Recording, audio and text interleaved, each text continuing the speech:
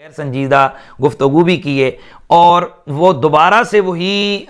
घिसी पिटी चीज़ें, वही एतराज़ात के जिनके से पहले उलमाए अहले सुन्नत की तरफ से मिर्ज़ा साहब को जिन चीज़ों के बारहा जवाबात दिए जा चुके हैं, उन्होंने फिर उन्हीं सवालात को अवाम के सामने रखा है।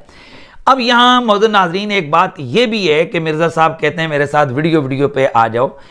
और अभी भी मैं समझता हूँ कि ये उनकी जो ख्वाहिश है वो पूरी हो रही है कि हमें अमरे मजबूरी हमें वीडियो अभी हमें उस पर जवाब देना पड़ रहा है, वगरना मिर्ज़ा साहब का तो कुल कायनात उनका यूट्यूब चैनल है और वो तो चाहते हैं कि एक तरफ से सवाल हो दूसरी तरफ से जवाब हो। और बुनियादी तौर पर मिर्ज़ा साहब की अच्छी टीम है माशाल्लाह सोशल मीडिया के ऊपर काम करने की, और बिलखुसूस वीडियोज़ की एडिटिंग में तो बहुत ज़्यादा माहिर हैं। लिहाजा सच को झूठ और झूठ को सच कर दिखाना वीडियो के ज़रिए से उनके लिए कोई मसला नहीं है।